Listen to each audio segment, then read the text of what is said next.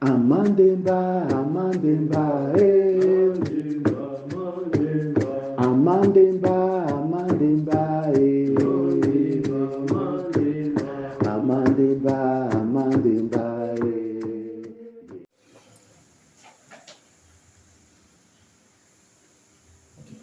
Hotep Serge Balok. C'est Matawi. Ok, bienvenue encore une fois de plus pour cette nouvelle émission de la chaîne Kepri TV. Je serai toujours à votre écoute chaque fois que vous aurez besoin de ma petite sagesse. C'est nous qui vous remercions pour toujours apporter la lumière sur nos questions qui sont de plus en plus multiples. Donc pour cette fois, la thématique c'est la patrie et l'État dans le contexte de l'initiation. Oui. Voilà, donc on aimerait bien mettre en relation ces deux concepts, la patrie, l'État, l'initiation. Donc pour démarrer, la première question, on va démarrer déjà sur les définitions. Oui. On sait que le patriotisme, c'est l'amour de la patrie. Mais maintenant, comment expliquer et justifier donc ce rapprochement, l'amour de la patrie, le patriotisme? Qu'est-ce qui peut expliquer cela? Qu'est-ce qui peut expliquer cet attachement Oui. à sa patrie? Vous savez, dans les sociétés patriarcales, on va dire patrie, mais parce que c'est la terre du père, c'est le père qui fonde la famille. Dans les sociétés matrilinéaires, c'est normal qu'on dise la matrie, parce que c'est la mère qui fonde la terre. Mais prenons patriotisme, l'amour pour cette patrie-là, au matriotisme. Vous savez, dans notre conception, il y a un concept qu'on appelle, dans notre vision du monde, il y a un concept qu'on appelle l'éviternité. L'éviternité, c'est l'existence sans fin d'un être qui a déjà commencé à exister. Donc, une existence éternelle d'un être. Je m'explique. Votre corps tel qu'il est là, c'est le résultat de la fusion de votre père et de votre mère. Même si dans la réalité, c'est la mère qui a donné le corps et le père n'a donné que l'étincelle de vie qui anime le corps. C'est pourquoi chez nous, il est bon de dire matrie au lieu de dire patrie. Donc, nous sommes dans la résultante d'une généalogie extrêmement lointaine qui peut aller jusqu'à des générations et des générations très avancées. Donc, tous ces gens-là, leurs cellules, des milliards de personnes, leurs cellules se résument à l'intérieur de nous. Ils vivent donc en nous. Premier élément. Deuxième élément, sur la terre sur laquelle nous vivons, où ces personnes ont vécu, nous les avons enterrées.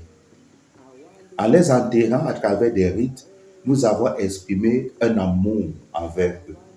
De telle façon que même lorsque ces corps se sont décomposés, nous avons fait des champs, nous avons cultivé des vivres. Et les différents éléments minéralogiques qui ont constitué leur corps ont été puisés par ces végétaux qui nous ont donné des fruits, parfois de simples légumes que nous avons mangés. Conséquence, à travers les légumes, à travers les fruits et autres, nous mangeons les corps de nos dévanciers. Maintenant, si ils avaient un bon niveau d'élévation spirituelle, leur conscience, qui se traduit en termes de fréquence vibratoire, s'imprègne dans ces atomes, ces molécules, ces ions, ces cations, ces anions et autres, et en les mangeant, ils nous transmettent cette conscience. À partir de ce moment, la terre du père ou la terre de la mère a une valeur affective. Nous sommes liés à elle parce que sans elle, nous ne sommes pas. Nos personnes, nos dévanciers, ils sont enterrés. Et il existe une relation symbiotique entre eux et nous, ce qui conduit donc à une valeur spirituelle. Étant nos dévanciers sur la voie de l'invisibilité, nous postulons qu'ils sont à mieux de voir les lendemains et de nous amener à choisir l'équation existentielle la plus sûre pour notre devenir. Et dans ce cas, ils nous préviennent toujours des dangers à venir. Donc, nous ne défendons pas une simple terre. Nous défendons le lien symbolique qu'il y a entre nous dévancés et nous. Parce que si ce lien-là est rompu, c'est toute notre vision du monde qui est désorganisée. Je prends un cas. À l'époque de la colonisation, on a eu à exproprier des personnes de leur terre. Vous voyez simplement la forme qui a été commise, l'expropriation. Mais vous ne savez pas que c'est un crime sur le plan culturel. Parce que les personnes qui sont expropriées n'ont plus la possibilité de communier aussi parfaitement sur les tombes, sur la terre, dans des rivières, les fleuves, avec ces génies, avec ces ancêtres. Vous voyez donc cela. Donc, lorsqu'on parle de déposer dans un nouvel espace, il faut recommencer à zéro, à sceller le lien avec les génies tutélaires qui se trouvent au cas où il y en a, ou les génies tout simplement, et à entamer un autre processus d'alliance avec les forces ontologiques. Mais tous les ancêtres sont restés dans la première patrie ou dans la première matrice. Donc, nous ne défendons pas une terre sèche, une terre vide. Nous défendons ce qui fait notre intériorité. C'est ce qui fait nous. Sans cela, nous ne sommes pas. Et c'est ce qui fait notre particularité, donc qui nous distingue des autres. C'est ça que nous défendons, notre valeur culturelle. Et ce qu'on défend, est-ce que c'est ça qu'on va appeler la patrie? C'est tout ça, parce que la patrie, c'est la terre. Dans cette terre, il y a la matière terre. Mais il y a aussi ceux-là qui nous ont dévancés. Ils sont dans la terre. Voyez-vous, dans les religions dites révélées, le paradis se situe là-bas. Vous voyez. Bon, ça c'est une conception des peuples nomades. Parce qu'ils n'avaient pas de tombe. Et quand quelqu'un décédait, on le brûlait. Et la fumée qui montait, on disait que c'est lui qui montait au ciel. Vous voyez. Et quand les religions dites révélées sont arrivées, ils ont gardé cette conception que le paradis se trouve là-haut. Bon, chez nous, il n'y a pas le paradis là-haut. Là-haut, il y a le Héret, le lieu où vivent les chaos. Ce n'est pas ça le paradis. Le Sek Yalou et le Sek Otep sont en bas. C'est pourquoi nous enterrons nos morts. Vous voyez. Donc, ce n'est pas la terre en tant que matière, et sable et autres que nous défendons, mais nous défendons aussi la patrie dans laquelle nous devons aller une fois décédés. Parce que si vous m'enterrez hors de mon village, je serai dans un autre univers. Peut-être papa m'accepter là-bas parce qu'on ne me connaît pas. Ma généalogie n'y est pas. Peut-être que je serai même banni de là, je vais errer. Alors que si je suis enterré dans mon village, mes ancêtres sont là, ils sont les premiers à m'accueillir et ainsi de suite. Donc c'est ça que nous défendons, notre paradis. Et il y a des chercheurs qui ont appelé cette forme de croyance-là, ils ont appelé ça les peuples tochniens ou les divinités tochniennes liées à la terre. Ça, c'est les termes savants qu'on invente souvent pour rien dire. Ok, donc là on a beaucoup parlé de la patrie et beaucoup en référence avec une époque, on va dire, ancienne. Oui. On aimerait bien savoir comment est-ce que ça fonctionnait, comment la patrie, vue sous cet angle-là, fonctionnait à cette époque.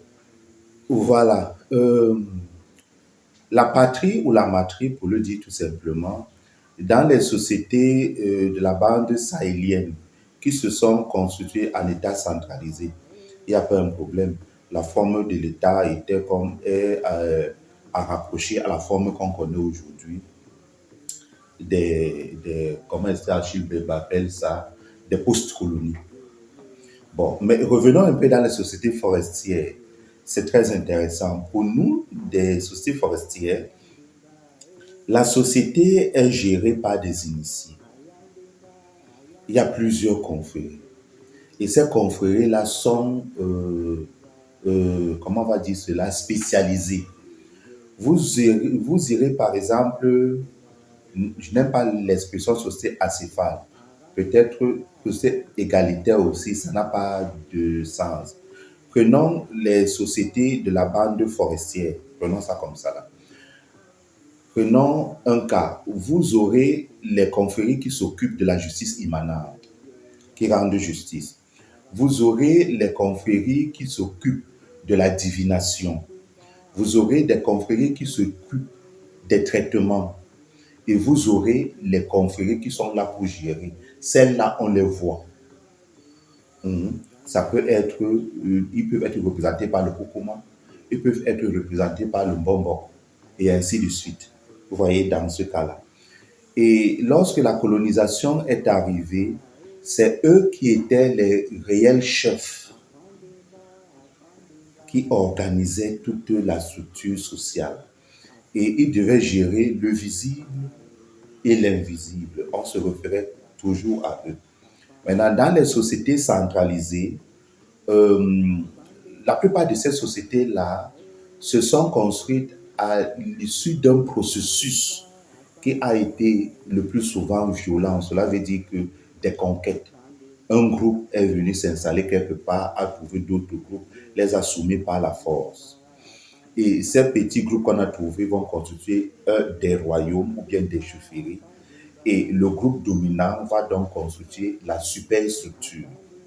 Elle va épouser chaque femme à l'intérieur des structures qui sont constituées des peuples dominés, afin que l'héritier du trône puisse être accepté par l'une des structures.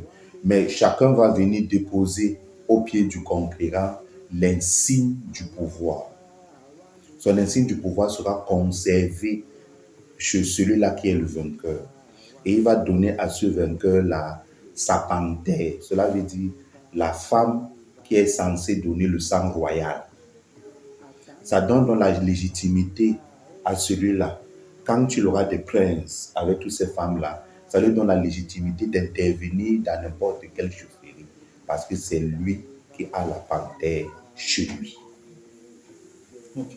Ça veut dire qu'on avait une sorte de consensus, même si au départ, il y avait quelqu'un qui venait avec des intentions guerrières de dominer. Oui. Après avoir terminé la domination, il fallait organiser la structure pour que le sens de la partie reste. Exactement. La conquête en elle-même ne servait à rien. C'est après la conquête, les négociations qu'il fallait faire.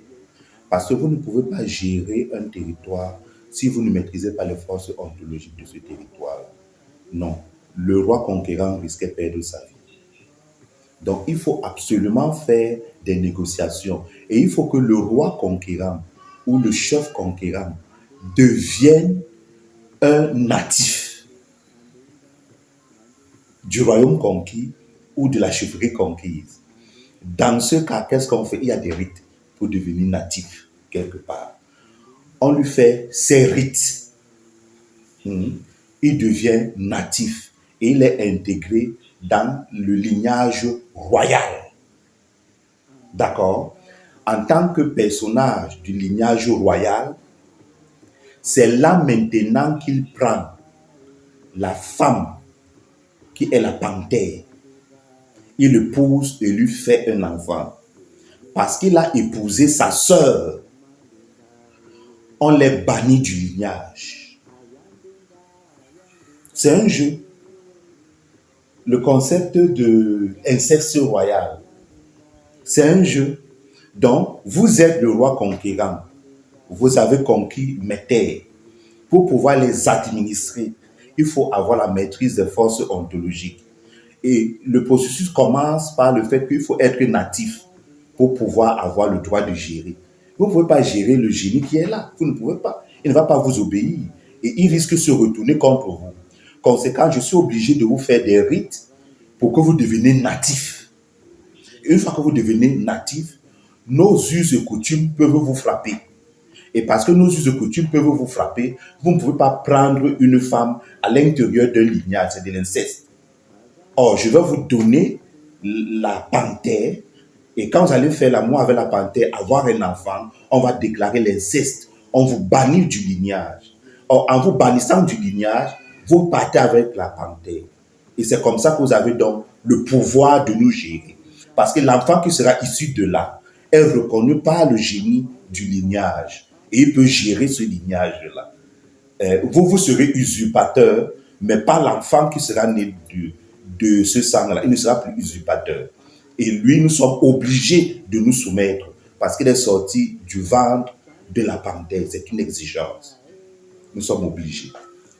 Donc, c'est avec cet ensemble de jeux de stratégie Oui. qu'on entretenait la notion de patrie. Oui, C'est qu'on ça. entretenait. Oui. Et je voudrais vous rapporter une anecdote. On est dans les années 1923. On doit être quelque part au Niger. Oui, quelque part au Niger. C'est Bobo Ama qui rapporte ça dans l'éducation en Afrique. Un très beau livre. Je peux mal reformuler le titre. Il y a une mare d'eau quelque part qui arrive à survivre en saison sèche. Parce que dans le Sahel, vraiment, l'eau s'évapore très facilement en saison sèche. Il y a une grande mare d'eau. Et il y a un peuple agriculteur qui est installé là depuis des années. Il y a un peuple éleveur qui vient faire perdre son troupeau, faire ce que son troupeau boive de l'eau. À un moment donné, il y a eu une dispute entre les éleveurs et les agriculteurs. Et parfois, ce genre de dispute-là peut entraîner des morts d'hommes. Alors, les éleveurs disaient que c'est leur mare d'eau parce que les animaux ont l'habitude de boire là, ça fait des décennies et des décennies. Les agriculteurs disent que c'est notre terre. Donc, c'est là que nous puisons de l'eau pour irriguer nos champs. Alors, le problème se pose donc. Et on va voir l'administrateur colonial. Il n'arrive pas à gérer ce type de problème. Bon, le chef du groupe des sédentaires tout simplement dit que nous tous, on se dirige vers la mare d'eau. Et tout le monde est parti devant la mare d'eau. Donc, il a fait ses incantations, l'eau s'est retirée. La mare d'eau est devenue sèche. Et il a dit au chef de l'autre communauté, maintenant fais revenir de l'eau, si c'est ta mare d'eau. Vous voyez donc cela. Et il n'a pas pu faire revenir cette eau-là. C'était la preuve que ce n'est pas sa mare d'eau. Vous voyez cela. Donc même l'administrateur colonial était stupéfait. Donc voilà quelque chose. Donc vous ne pouvez pas gérer le territoire si vous ne maîtrisez pas les génies, les forces qui y sont là.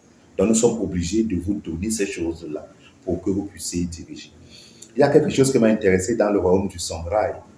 L'empereur, à côté de lui, à côté de son trône, était toujours assis un personnage tenant une sorte de sceptre en forme de lampe, en forme de flamme. C'était sculpté. Mais ce personnage était énigmatique dans l'Empire Songhai.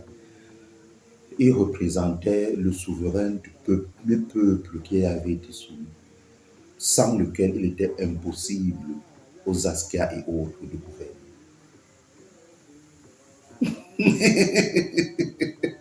Impossible de gouverner.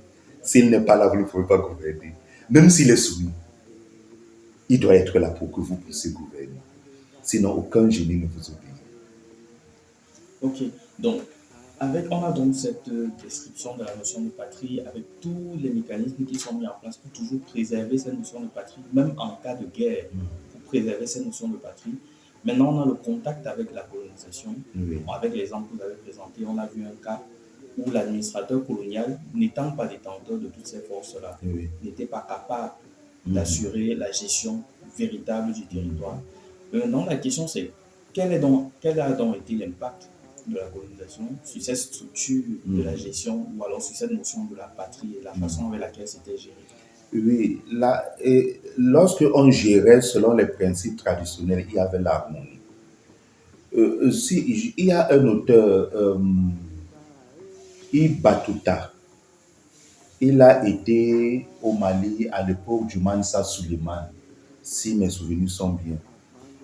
Ibn Battuta raconte comment vous pouvez vous balader de part et d'autre à l'intérieur de cet empire sans être agressé.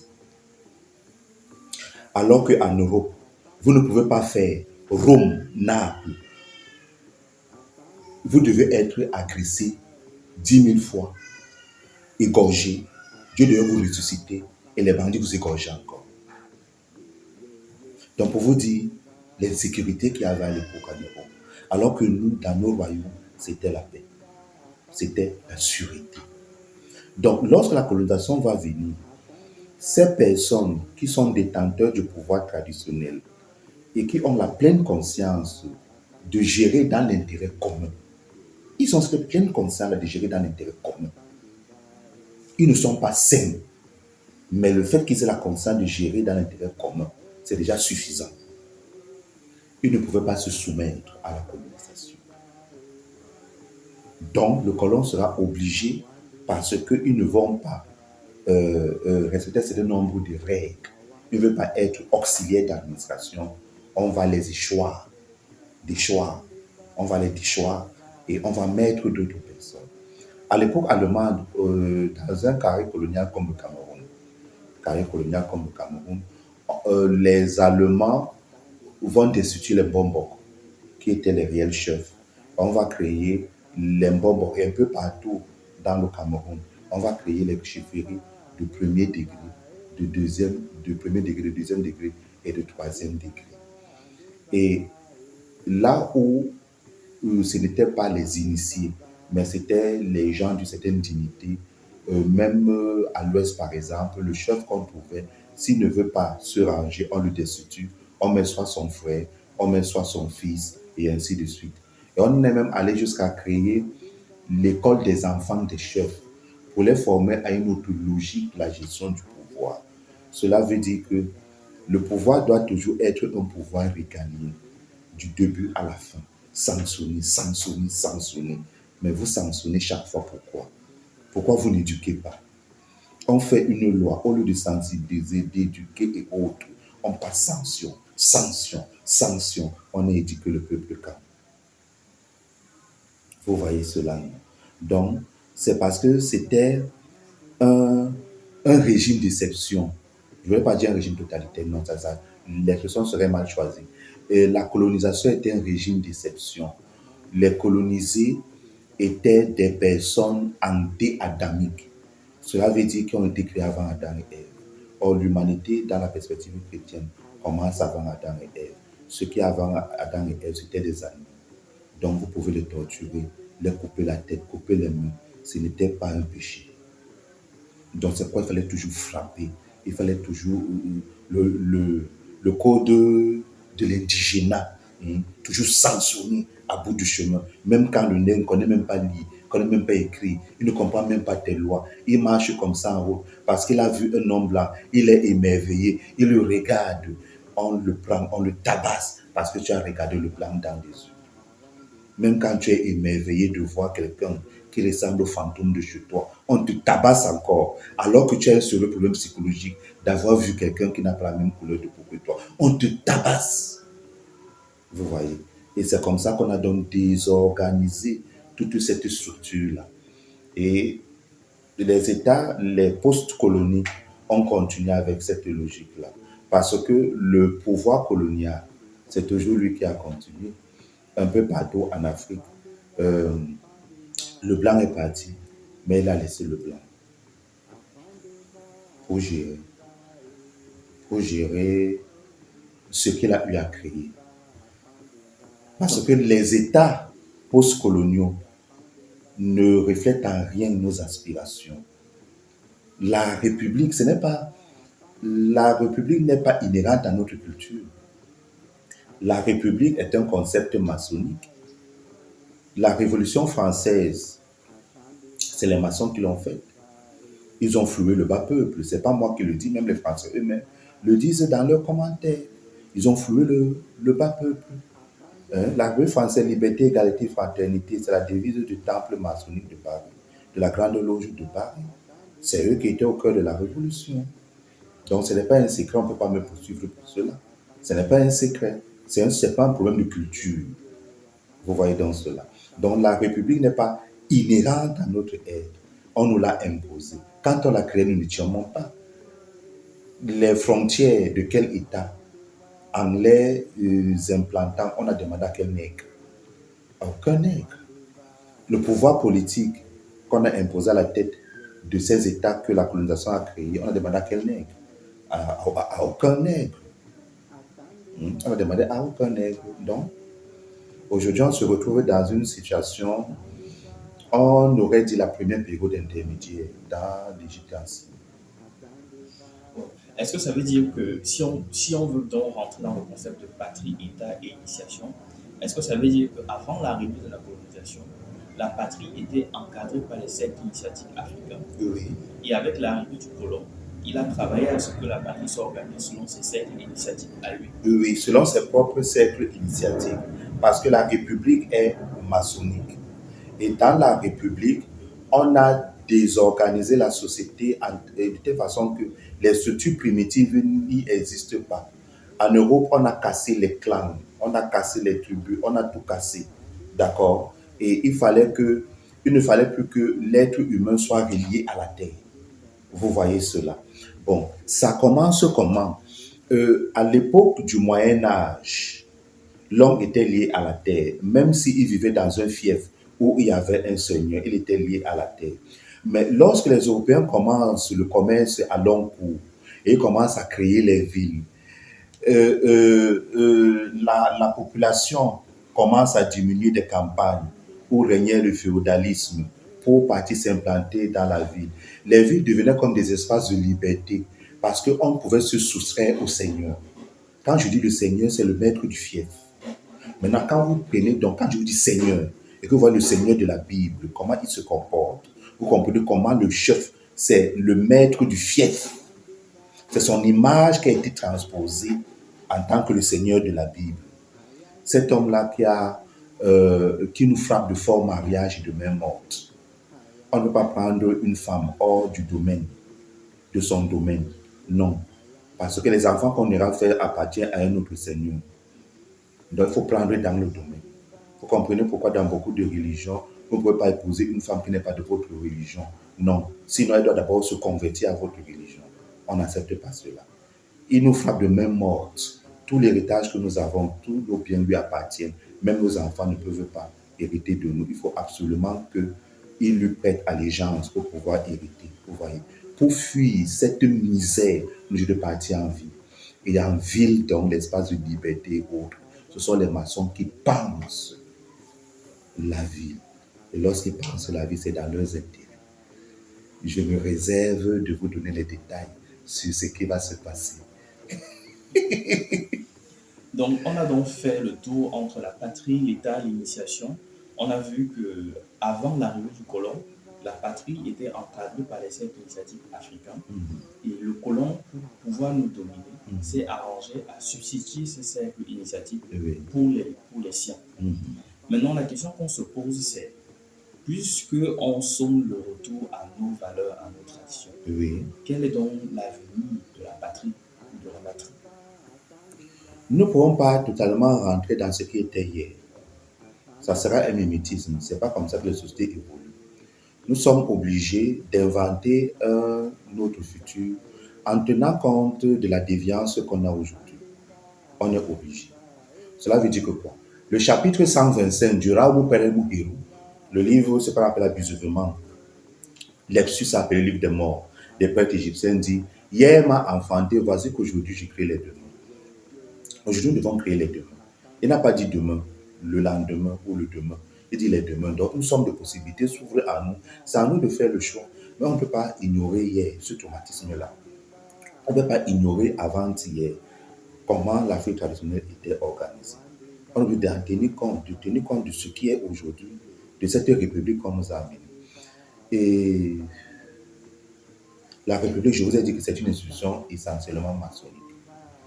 Donc, dans tous les États, la prestation de serment de faille au Sénégal, vous avez vu les insignes maçonniques sur les rubans et autres qu'on devait lui mettre. Pour moi, ce n'est pas un problème. Mais maintenant, comment est-ce que vous allez lier cela à nos traditions? Cela veut dire que pourquoi est-ce que le grand chancelier des ordres nationaux n'est pas le grand prêtre de toutes les confréries initiatiques du pays? Et que c'est lui qui donne l'onction de gouverner au président que nous avons choisi. Ainsi, le président saura que tous les lieux sacrés du pays ont acquis pour qu'il ait le pouvoir.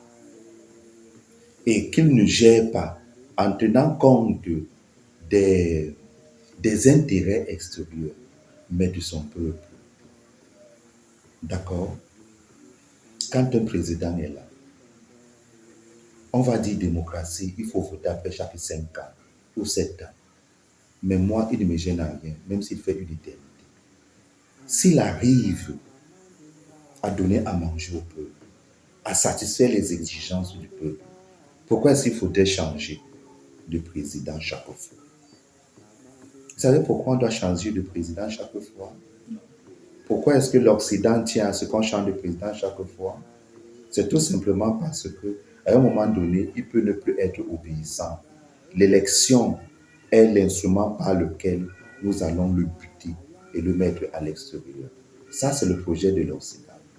Si vous dites un jour à l'Occident que vous avez une république, mais que votre président, là, vous lui donnez 15 ans renouvelables une fois, ça fait 30 ans, et qu'il ne vous gêne pas, c'est eux qui vont écrire les articles sur vous, que les écervelés de chez vous vont lire et commencer à répéter que la démocratie a fait ceci, la démocratie c'est le mandat ne peut pas faire 15 ans, et puis si on décide que le mandat fait 15 ans, où est votre problème?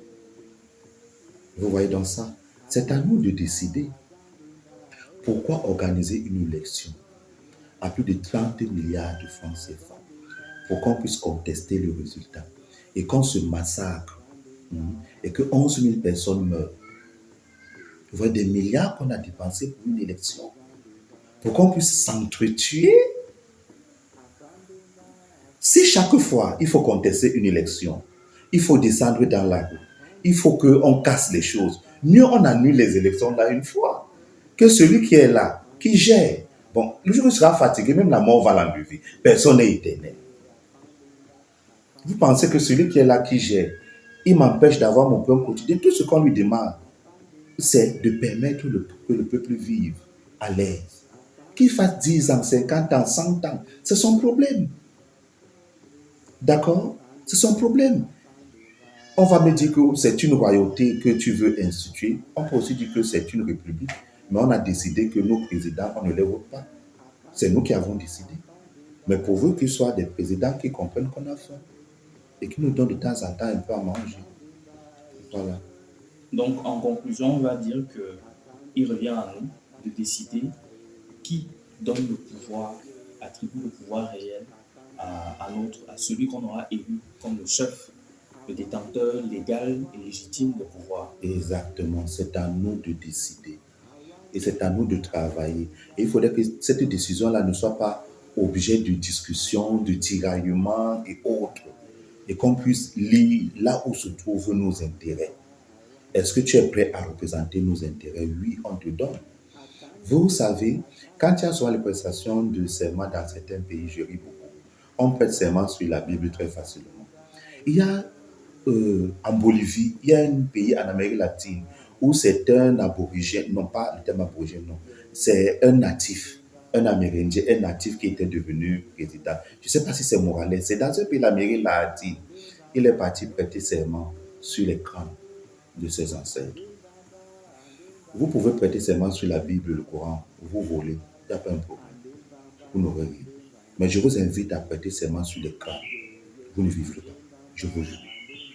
Vous voyez dans ça? Donc, on est prêt à partir prêter serment devant un parlement, mettre la main sur la Bible et le Coran. Ça n'a pas empêché les gens de voler, non? Voilà. Ça, c'est un élément. Un autre élément, le massacre au Rwanda, là, le génocide au Rwanda, il y avait un haut gradé de l'armée qui, dans un tribunal, disait qu'il n'a pas participé à cela. Bon. Les populations disent, il n'y a pas de problème. Comme les Ivoiriens disent, il n'y a pas de drap. On lui a dit, viens au village. Tu n'as pas participé, non? Oui. Pardon, laissez-le tranquille. On l'amène à la rivière du village. On lui demande de traverser la rivière. Il a tourné le dos. Il a préféré partir au tribunal où on devait le juger et on l'a acquitté. Viens traverser nos eaux. Quand on a fait les rites, c'est là où tu vas confirmer. J'ai vu une rivière dont la hauteur des eaux était ceci.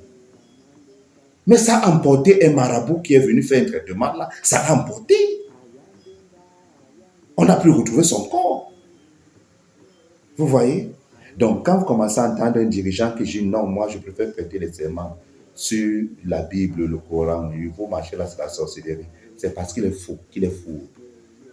Il sait qu'il va vous mentir, il n'aura rien. Qu'il vienne dans les lieux sacrés, prêter serment sur les crânes et qu'il n'accomplisse pas ce qu'il a dit, on va voir s'il va vivre.